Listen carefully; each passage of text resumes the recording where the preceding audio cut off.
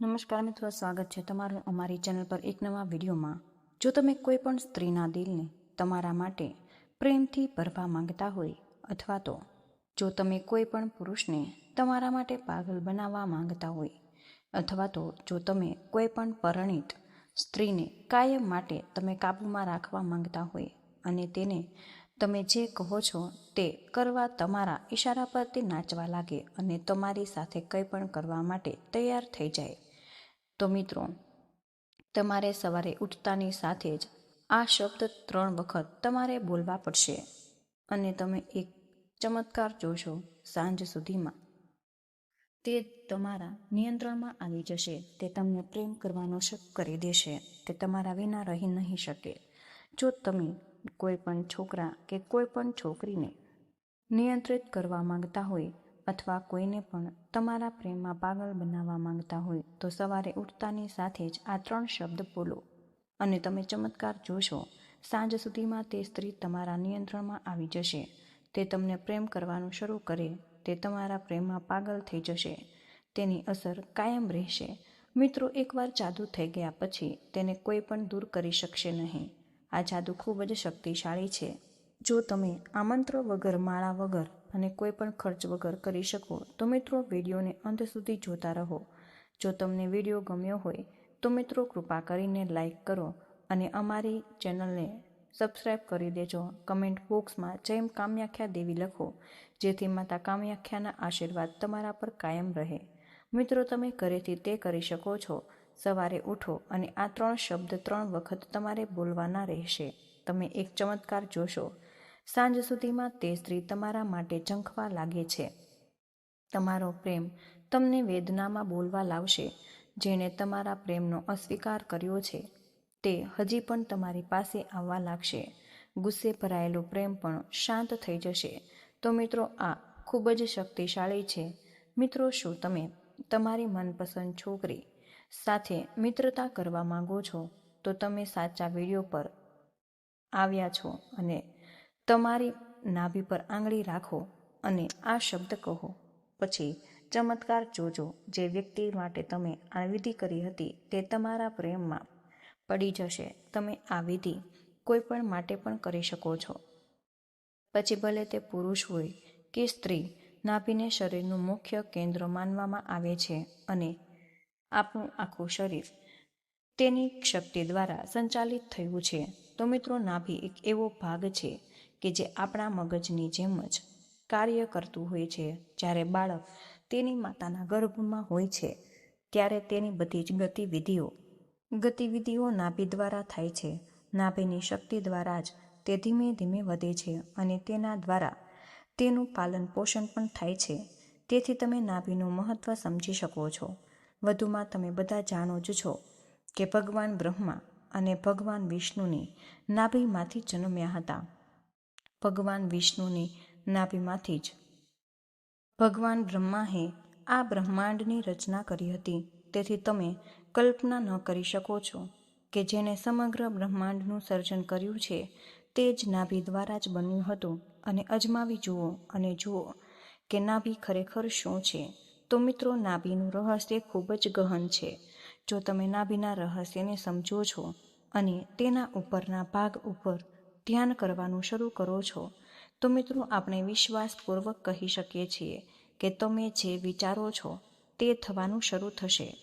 કારણ કે આપણે તેનો અનુભવ કર્યો છે અને તમે જે ઈચ્છો છો તે તમે ધીમે ધીમે સાકાર થવાનું શરૂ થશે.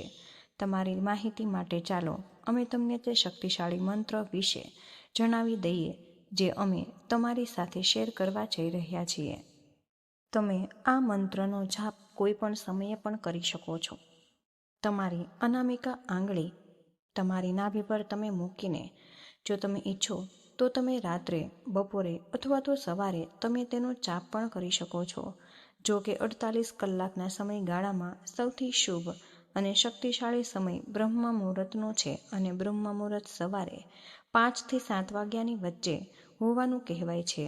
જો તમે પણ આ વિધિ સવારે 2 થી 6 વાગ્યાની વચ્ચે કરી શકો છો, તો તમને અન્ય સમય કરતાં અનેક ગણા વધુ ફાયદો મળી શકે છે.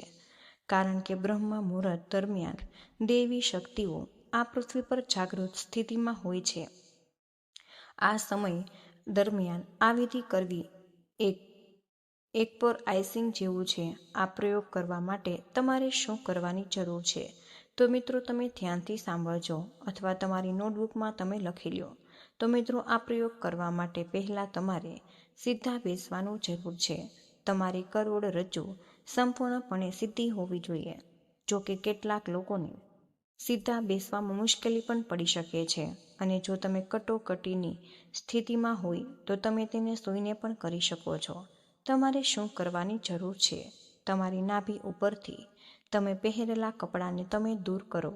તમારા હાથને કપડાની નીચે તમે મૂકો અને તમારી રિંગ આંગળીને તમે તમારી નાભીના ઉપરના ભાગ ઉપર મૂકો અને તમે તમારી રીંગી આંગળીને તમારી નાભી પર મૂકીને નીચલા સ્તરથી પણ આ શક્તિશાળી મંત્રનો પાઠ કરી શકો છો. તો મિત્રો, તમારે જે મંત્રનો પાઠ કરવાની જરૂર છે તે ભગવાન શિવનું સર્વશક્તિમાન મંત્ર અને બ્રહ્માંડનો મૂળ મંત્ર છે. તો મિત્રો, મંત્ર પોતે જ નિરાકાર ભગવાનનું અભિવ્યક્ત છે. તો મિત્રો, તમારી અનામિકા આંગળીને તમે નાભી ઉપર રાખવી જોઈએ અને મંત્રનો ઓછામાં ઓછો 16 વાર તમારે જાપ કરવાનો રહેશે. જો તમે ઈચ્છો તો તમે તેનો જાપ 21 વાર, 108 વાર અથવા તો 116 વાર પણ તમે કરી શકો છો. પરંતુ મિત્રો, તમારે ખાસ ધ્યાન રાખવું કે દર વખતે જ્યારે તમે તેનો જાપ કરો છો ત્યારે તમારું ધ્યાન આંગળી એની પર જ રહેવું જોઈએ. તમારી માનસિક રીતે મંત્રનો જાપ કરવો જોઈએ અને તમારું મન 101% તમારી આંગળી પર જ કેન્દ્રિત હોવું જોઈએ. આ પ્રયોગ તમે કર્યા પછી તમને તમારા શરીરમાં એક અલગ જ કંપન અનુભવવાનું શરૂ થશે અને આ કંપન હળવું પણ હોઈ શકે છે અથવા કેટલાક તીવ્ર અનુભવી શકે. તેના બદલે એ એક સંકેત છે કે તમારું ધ્યાન યોગ્ય સ્થાન પર કેન્દ્રિત થયું છે અને ઉર્જા સક્રિય થવા લાગી છે. આ સમયે તમારે કોઈ ડર અનુભવવો જોઈએ નહીં કે તમારી આંખો તમારે ખોલવી ન જોઈએ. ફક્ત તમારે સરળતાથી જ એ જ સ્થિતિમાં રહો અને ધીમે ધીમે આ કંપન તમે પેટના સમગ્ર વિસ્તારમાં ફેલાઈ જશે અને તેની સાથે તમારું મન પણ શાંત થવા લાગે છે. આ તે ક્ષણ છે જ્યારે મનની ઉથલ-પથલ ઓછી થવા લાગે છે અને વિચારો ધીમા થવા લાગે છે. ઘણા લોકો આ સ્થિતિમાં થોડી એવી ગરમી પણ અનુભવે છે. ઘણા લોકો તેમના આંતરિક થાકને દૂર થતો અનુભવે છે. આ સ્વાભાવિક છે, કારણ કે નાભી વિસ્તારને શરીરનું ઉર્જા કેન્દ્ર માનવામાં આવે છે અને જ્યારે પણ ધ્યાન અહીં કેન્દ્રિત કરવામાં આવે છે ત્યારે દબાયેલો તણાવ મુક્ત થવા લાગે છે. અને આ પ્રેક્ટિસ પછી તમારે તરત જ કંઈ પણ વિચારવાનો કે તમારે અનુભવવાનો પ્રયાસ કરવાની બિલકુલ જ જરૂર નથી. ફક્ત થોડી ક્ષણો માટે શાંતિથી બેસો, તમારા શ્વાસને સામાન્ય થવા દો અને તમે ધીમે ધીમે તમે તમારા મનને હળવાશ અનુભવશો અને તમારા શરીરમાં એક અલગ જ પ્રકારની સ્થિરતા આવવા લાગે છે અને અંદર એક વિચિત્ર શાંતિ છે. આ શાંતિ આ સમગ્ર પ્રેક્ટિસનું સાચું પરિણામ છે. આ સમગ્ર પદ્ધતિ સમજાવતા પહેલાં એક નાનો કિસ્સો તમે ધ્યાનમાં લો. ઘણીવાર લોકો કોઈને મેળવવા માટે બાહ્ય ઉકેલો શોધે છે, મંત્રો શોધે છે, યુક્તિઓ શોધતા હોય, પરંતુ સાચી શક્તિ અંદર જ રહેલી હોય. જ્યારે મન શાંત થાય છે, ત્યારે ધ્યાન નાભી કેન્દ્ર પર કેન્દ્રિત થાય છે, ત્યારે વ્યક્તિની ઉર્જા રૂપાંતરિત થવા લાગે છે. આ ઉર્જા બોલ્યા વિના બીજા વ્યક્તિના હૃદય સુધી પહોંચી જાય છે. આ મુદ્દાને સમજવા માટે હું તમને અભય અને રૂહ વિશે એક સાચી લાગતી વાર્તા કહીશ. મિત્રો, અભય એક સામાન્ય છોકરો હતો, શાંત અને સંયમિત, પરંતુ હૃદયથી ખૂબ જ સાચો. તેની ઓફિસમાં રોઝા નામની એક છોકરી રહેતી હતી અને રોઝા ખુશખુશાલ, આત્મવિશ્વાસુ અને થોડી રહસ્યમય હતી. પરંતુ અભય તેને દૂરથી જ ગમતો હતો, પણ ક્યારેય પોતાની લાગણીઓ તેણે વ્યક્ત કરવાની હિંમત જ કરતી ન હતી. જ્યારે પણ તે રોઝાને મળતો ત્યારે તેના બધા જ શબ્દો ખોવાઈ જતા અને તેનું હૃદય દોડતું થઈ જતું. તે ફક્ત સ્મિત કરતો. ધીમે ધીમે અભયને લાગવા લાગ્યું કે કદાચ રૂહ તેને ક્યારેય સમજી શકશે નહીં અને તે પોતાને નબળો માનતો. એક દિવસ એક સંતના ઉપદેશમાં તેણે નાભી ધ્યાન અને તેમને મંત્રની શક્તિ વિશે સાંભળ્યું. ત્યાં કહેવામાં આવતું હતું કે જે વ્યક્તિ તેના કેન્દ્રમાં સ્થગિત થઈ જાય છે અને તેની હાજરી જ બોલવાનું શરૂ કરી દે છે, ત્યારે અભયે તેને અજમાવવાનું નક્કી કર્યું. તે બ્રહ્મ મુહૂર્ત દરમિયાન જાગી જતો હતો. તેની નાભી પર તે આંગળી મૂકતો અને શાંતિથી તે ઓમના મંત્રનો જાપ કરતો. શરૂઆતમાં તેનું મન ભટકતું. ક્યારેક તેને રોઝાના ચહેરો યાદ આવતો હતો અને ક્યારેક તેને ડર, પરંતુ થોડા દિવસો પછી તેને અંદર એક વિચિત્ર શાંતિ અનુભવવા લાગી હતી અને તે પહેલાં જેવો નર્વસ ન હતો. પછી એક દિવસ તે ઓફિસમાં કંઈક અલગ જ થયું. રોઝા અભય પાસે ગઈ અને કહ્યું કે અભય, તું આજકાલ થોડો અલગ જ લાગવા લાગ્યો છે અને તારી બાજુમાં બેસવાનું સારું લાગે છે, જાણે મારું મન શાંત થઈ ગયું હોય. અને અભય ચોંકી ગયો. ત્યારે તેણે કંઈ કહ્યું નહોતું, પણ તેની બદલાયેલી ઉર્જા રોઝા સુધી પહોંચી ગઈ હતી. અને હવે જ્યારે પણ તેઓ બોલતા ત્યારે અભયના શબ્દ ડગમગવા લાગ્યા. ડગમગતા જ નહીં, તેની આંખોમાં ભય નહીં પણ શાંતિ હતી. રોઝા ધીમે ધીમે તેને પોતાની તરફ ખેંચવા લાગી. થોડા અઠવાડિયા પછી એ જ રોઝા જે પહેલાં દૂર રહેતી હતી તે અભય સાથે કોફી પીવા બહાર જવા લાગી. તેણીએ તેની સાથે પોતાના વિચારો શેર કરવા લાગી હતી. એક સાંજે રોઝાએ પોતે જ કહ્યું, મને ખબર નથી કેમ, પણ અભય, મને તારા પ્રત્યે એક વિચિત્ર લાગણી થવા લાગી છે. જાણે હું તને ઘણા સમયથી તને ઓળખું છું. અભય એ સમજી ગયો કે સાચો પ્રેમ કોઈને આદેશ આપવા વિશે નથી, પરંતુ એટલો શાંત અને સશક્ત બનવા વિશે છે કે બીજાઓ આપમેળે જ નજીક આવવા લાગે. તેને લાગ્યું કે તેણે ન તો દબાણ કર્યું છે કે ન તો ડહોળ. તે ફક્ત અંદર જ પાછો ફર્યો અને તે તેની સૌથી મોટી શક્તિ બની ગઈ. આજે અભય અને રોઝા ફક્ત મિત્રો નથી, પરંતુ એકબીજાના સૌથી ઊંડા સાથી છે. અભય કહે છે કે મને રોઝા મળી નથી, મેં મારી જાતને શોધી કાઢી અને રોઝા મારા જીવનમાં પોતાની મેળે જ તે પાછી આવી ગઈ. આ યાત્રાએ અભયને એક ગહન સત્ય શીખવ્યું હતું. પ્રેમ બહારથી જ બોલવામાં આવતો નથી, તે અંદરથી જ જાગૃત થવા લાગે છે.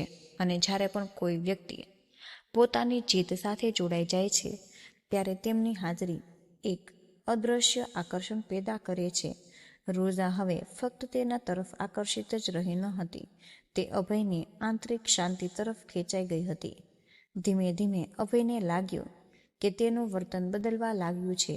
જ્યાં તે નાની નાની બાબતોમાં તે ગુસ્સે થતો હતો, તે હવે થોભીને સાંભળવા લાગ્યો છે અને તેનો ગુસ્સો ઓછો થઈ ગયો હતો અને તેનો અવાજ મધુર બની ગયો હતો. ઓફિસમાં બીજા લોકો પણ કહેવા લાગ્યા હતા કે અભય, તારી સાથે વાત કરીને મને સારું લાગ્યું. તારો એક અનોખો સકારાત્મક સ્વભાવ. એક દિવસ રોઝાએ તેને પૂછ્યું કે અભય, મને સત્ય કહો કે તું પોતાને આટલો બધો કેવી રીતે તું શાંત અને બદલી કેમ ગયો છે? તું પહેલાં આટલો શાંત ન હતો. અને અભય હસ્યો. તેણે કહ્યું કે કંઈ જ નહીં મેળવ્યું નથી. રોઝાએ હમણાં જ મારી અંદર શું ખોવાઈ ગયું હતું તે ફરીથી શોધી કાઢ્યું છે. તે દિવસે પહેલીવાર રોઝાએ અભયને ફક્ત એક મિત્ર તરીકે નહીં, પરંતુ એક મજબૂત વ્યક્તિ તરીકે તેને જોયો અને તેને સમજ્યો કે આકર્ષણ ચહેરા પરથી નહીં, પરંતુ અંદરથી જ ઉદ્ભવે છે. તો મિત્રો, આ આખી પદ્ધતિનું સાચું રહસ્ય છે કે નાભી પર ધ્યાન જપવું એ કોઈને ગુલામ બનાવવાનો માર્ગ નથી.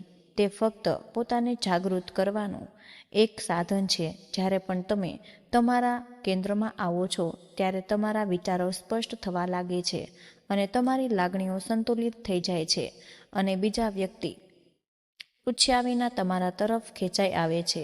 અભય ક્યારેય પોતાના આત્મા પાસેથી પ્રેમની ભીખ માંગી નહીં. તેણે ફક્ત પોતાની જ જાતને સુધારી અને તેથી જ રોઝાએ તેને પસંદ કર્યો, મજબૂરીથી નહીં પરંતુ સ્વેચ્છાએ.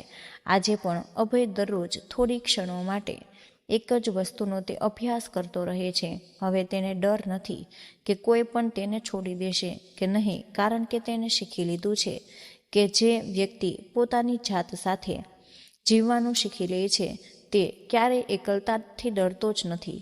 તેથી જો તમારા જીવનમાં પણ રોઝા હોય જેને તમે ખૂબ જ પ્રેમ કરતા હોય તો મિત્રો, બહારના અવાજથી તમે વિચલિત ન થાઓ અને તમારી અંદર પાછા ફરો.